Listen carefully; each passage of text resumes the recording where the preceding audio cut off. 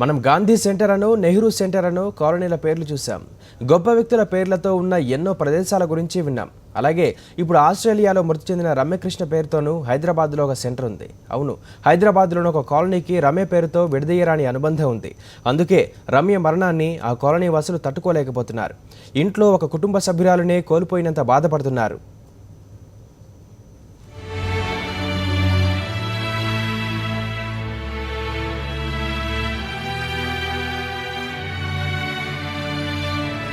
రమ్యకృష్ణ పెందుర్తి పూర్ణచందర్రావు గారాలపట్టి కూతురును అల్లారు ముద్దుగా పెంచి పెద్ద చేశారు. ఉన్నత చదువులు చదివించారు. కూతురి కంటే ఏదీ ఎక్కువ కాదని పెళ్లి సమయంలో అల్లుడు ఏదడిగితే అది ఇచ్చారు రమ్య తండ్రి. ₹1,00,00,000 కట్నం, కేజీ బంగారం ఇచ్చి మెట్టినింటికి పంపారు. రమ్య మాత్రం పుట్టింటి ప్రేమానురాగాలే ఆస్తిగా కొత్త కలలు ఆశలతో మెట్టినింట అడుగుపెట్టింది. కొన్నాళ్లు కాపురం సజావుగానే ఉన్నా ఆ తర్వాత కష్టాలు మొదలయ్యాయి. రమ్యకృష్ణకు అదనపు కట్నం వేధింపులు తప్పలేదు. భర్త మహంత్తో కలిసి ఆస్ట్రేలియా వెళ్లిన రమ్య అనుమానాస్పద స్థితిలో మరణించింది.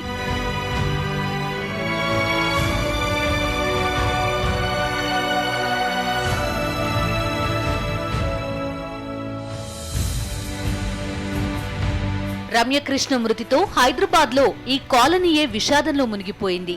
ఇదిగో మనం చూస్తున్న ఈ మైదానం పేరు రమ్య గ్రౌండ్. ఈ ప్రాంతాన్నంతటినీ రమ్య సెంటర్ అంటారు. రమ్య పేరుతో ఓ సెంటరే వెలిసిందంటే కాలనీతో వీరుకున్న అనుబంధం ఏంటో తెలుస్తోంది. అందుకే రమ్య ఇక లేదంటే కాలనీలో ప్రతి కుటుంబం తమ ఇంట్లో ఆప్తురాల్ని కోల్పోయినంతగా బాధపడుతున్నారు. ఏంటంటే ఆయన చాలా కష్టపడి పైకి వచ్చిన వాళ్ళు, పాపం పిల్లలాగైపోతే అందరికీ ఆయనకే కాదు మాకు కూడా చాలా బాధగా ఉంది. దానికి ఆ కుటుంబం మీద ఎంత గౌరవం అంటే, ఈ వార్త తెలిసిన వెంటనే ఇంచుమించు కాలనీ వాళ్ళు అంతా కూడా ఇంటికెళ్ళి పరామర్శించిన వాళ్ళే కానీ పరామర్శించిన వాళ్ళు లేరు. అందరికీ బాధగా ఉంది. కన్న కూతురు పోయిందంటే మా ఇంట్లోనే మాకు ఏదో ఇబ్బంది వచ్చినట్టు చాలా బాధపడుతున్నాం. ఇంతకీ రమ్య పేరుతో సెంటర్ ఎలా ఏర్పడింది? మైదానానికి ఆమె పేరెందుకు పెట్టారంటే, రమ్య తండ్రి పూర్ణచంద్రరావుది వరంగల్ జిల్లా గోవిందరావుపేట. సాధారణ రైతు కుటుంబం. 1985లో ఈ కాలనీకి వచ్చారు. ఆ తర్వాత 3 ఏళ్లకు రమ్యకృష్ణ పుట్టింది. అప్పటిదాకా గ్యాస్ కంపెనీలో పనిచేసే పూర్ణచంద్రరావు కూతురు పుట్టాక రమ్య పేరు మీద ఓ హోటల్ ప్రారంభించారు. కుటుంబమంతా రేయింబవళ్లు హోటల్లో కష్టపడేవారు. కాలనీలో ఎవరికి ఏ కష్టం వచ్చినా చేతనైనంత సాయం చేయడంలో పూర్ణచంద్రరావు ముందుండేవారు. అలా అందరి నోళ్లలో నానింది రమ్య కుటుంబం.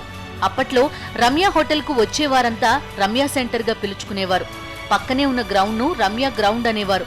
అలా రమ్య కుటుంబం ఉన్న ప్రాంతం రమ్య సెంటర్గా ఫేమస్ అయింది. కానీ ఇప్పుడు రమ్య లేదన్న నిజాన్ని జీర్ణించుకోలేకపోతోంది ఈ ప్రాంతం. పిల్లల్ని ఆ స్టేజ్కి తీసుకెళ్ళి వాళ్ళకి పాపం కోరుకున్నటువంటి కోరికలన్నీ తీర్చి, అంటే బంగారం కానీ డబ్బు కానీ అన్నీ ఇచ్చాడు. వ్యాపారం చేసుకుంటాడు, దానికి పెట్టుబడులు పెట్టి ఆర్థికంగా వాళ్ళు అన్నీ చూసిన తర్వాత ఈ స్థాయికి వెళ్ళిన తర్వాత ఆ పాపని వాళ్ళు ఆస్ట్రేలియాలో ఒక విధంగా అందరూ చంపేశారనే అంటున్నారు. అటువంటి జరగటం అంటే ఇవాళ మనుషులు ఎలా వెళ్ళిపోయారంటే ఆ స్థాయికి చాలా అందరూ కూడా ప్రతి ఒక్కరు చాలా బాధపడుతున్నారు. మేము కూడా బాధపడుతున్నాం.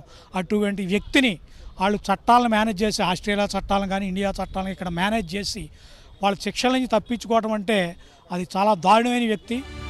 హోటల్ బిజినెస్ తో ఒక్కో మెట్టు ఎదుగుతూ బిల్డర్ స్థాయికి ఎదిగారు పూర్ణచంద్రరావు. ఎంత ఎదిగినా ఒదిగి ఉండాలన్న తత్వం వీరిది. కూతురు రమ్యను కూడా అలాగే పెంచారు.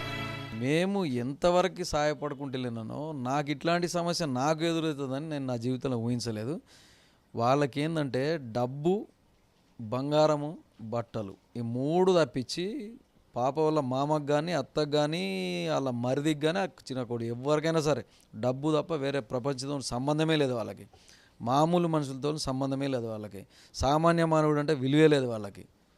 ఒక ఆడపిల్ల తండ్రిని అత్తగారింటికి పంపిస్తే వీళ్ళు చేసిన ఘోరాలు నేరాలు ఎన్నంటే, కాకపోతే మా పాపని ఏంటంటే మా మదర్ కానీ వాళ్ళ అమ్మ కానీ వెనక తరంలో, మా మదర్ల తరం మా మిస్సెస్ తరంలో పెంచినట్టు పెంచినారు. జాగ్రత్తగా ఉండాలి, ఒబీడియంట్గా ఉండాలి, బాధల్ని తట్టుకోవాలి, ప్రతి చిన్న విషయానికి స్పందించవద్దు, ఇంట్లో తట్టుకోవాలి, ఏమన్నా అంటే పడాలి, పని చేసుకోవాలి, కాంప్రమైజ్ మెంటాలిటీ తోటి వెళ్ళాలి. మేము పెంచింది కూడా అదే. ఆ కాంప్రమైజ్ మెంటాలిటీ దాని ప్రాణం మీదకి తీసుకొచ్చి వాడు చంపి ఆ ఉరేష దగ్గర తీసుకొచ్చి పుట్టింట్లో అల్లారు ముద్దుగా పెరిగిన తన కూతురు మెట్టింట్లో నానా వేధింపులకు గురైందంటున్నారు రమ్య తండ్రి.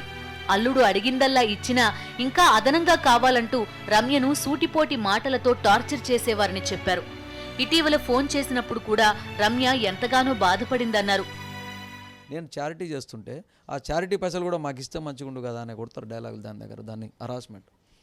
పాప విషయంలో పాపను ఎంత హరాస్ చేస్తారంటే వాళ్ళకి ఎవరికైనా ఫీజు కట్టారని తెలిస్తే ఎందుకు కట్టాలి, వాళ్ళకి పైసలు మాకే ఇవ్వచ్చు కదా, ఇట్లాంటి డైలాగులు వస్తాయి వాళ్ళ దగ్గర నుంచి. అడగండి. అల్లు నుంచి ఏంది, వాళ్ళ అమ్మ నుంచి. బస్ వాళ్ళ అమ్మ నుంచి మెయిన్. ఎంత హరాస్ అంటే వాళ్ళ అమ్మనే. రోజు ఫోన్ చేసి టార్చర్ చేయాలి దాన్ని. తన బిడ్డను పొట్టన పెట్టుకున్న వారి నేర నిరూపణ చేసేంత వరకు వదిలిపెట్టనంటున్నారు తండ్రి పూర్ణచంద్రరావు.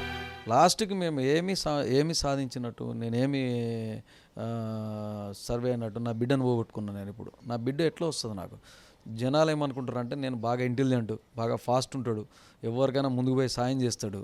కానీ నా బిడ్డ విషయంలోనే నేను ఎందుకు రాంగ్, నేనే ఒకవేళ రాంగ్ స్టెప్ వేసినా, ఇట్లా దుర్మార్గులకి నా పిల్లని ఇచ్చిన వాళ్ళని దినదినము నా బిడ్డని టార్చర్ పెట్టి దాని సావుకు 100% కారణము అతనే, హస్బెండే.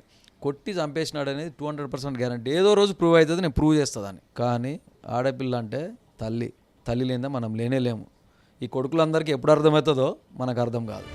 రమ్య మృతికి కారణమైన వారిని కఠినంగా శిక్షించాల్సిందేనని రమ్య సెంటర్ వాసులంతా ముక్తకంఠంతో చెప్తున్నారు.